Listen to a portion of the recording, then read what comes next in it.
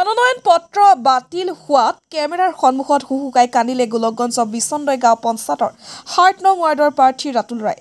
ৰাতুল ৰায় হৈছে ৰাইজ দলৰ জিলা সম্পাদক। প্ৰাৰ্থীত্ব বাতিল হোৱাত গোলকগঞ্জ খণ্ড উন্নয়ন বিষয়া শাসকীয় দলৰ চক্ৰান্ত বুলি উল্লেখ কৰিছে ৰাতুল ৰায়।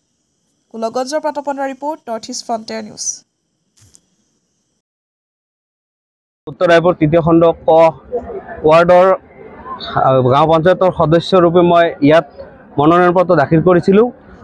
মনোনয়ন পত্ৰৰ সিদিনাখন জমা দিয়াৰ দিনা সিহঁতে মোক ইয়াত লিখি দিছে যে এফিডেভিটৰ প্ৰথম পেজ ব্লাংক আছে বুলি।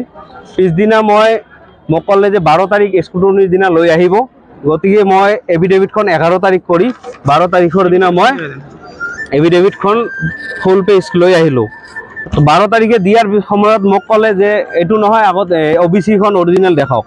অৰিজিনেল এফিডেভিট OBC-খন যেতিয়া মই দেখালোঁ, তাৰপিছত ক'লে হ'ব, এতিয়া 17 তাৰিখ আহিব। আজি যেতিয়া আহিলোঁ তেতিয়া ক'লে যে তোমাৰ 3টাৰ পিছত আহিবা।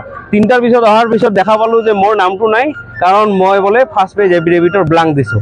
তেতিয়া এইটো আপোনালোকে চাওক যে মই এফিডেভিট অলৰেডি কৰি লৈ আহিছোঁ 11 তাৰিখে। মই 3টাৰ পিছত ওলাই দিলোঁ, ছাৰ সিদিনাখন দিছিলোঁ আপোনালোকে লোৱা নাই।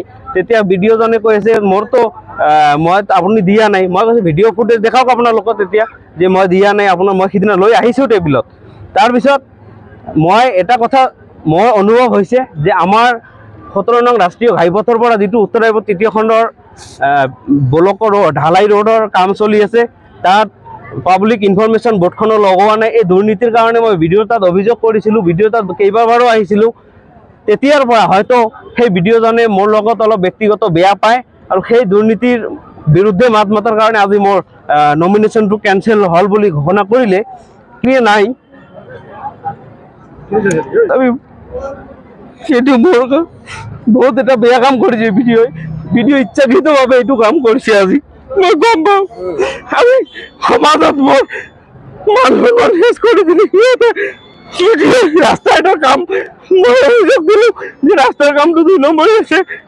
সেইকাৰণে বিজেপি চৰকাৰে আৰু কিছুমান নেতাৰ, যদিও ইয়াত বিজেপি চৰকাৰ বা ৰাজনৈতিক দলৰ ভূমিকা নাই, কিন্তু সিহঁতে ষড়যন্ত্ৰমূলকভাৱে আজি মোৰ নমিনেশ্যনটো কেঞ্চেল কৰালে।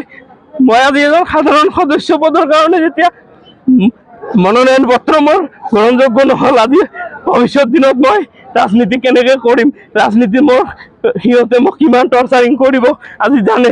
কেইবাবাৰো মোক পুলিচে ধৰি লৈ যায় বিজেপি চৰকাৰৰ বিৰুদ্ধে মাত মতাৰ কাৰণে। গতিকে মই আজি দুখিত। এই ভিডিঅ' মহোদয় কাগজ নিজে নোলোৱাৰ কাৰণে নোলাই আৰু মোক সিহঁতে নমিনেশ্যনটো কেঞ্চেল কৰাই দিলে।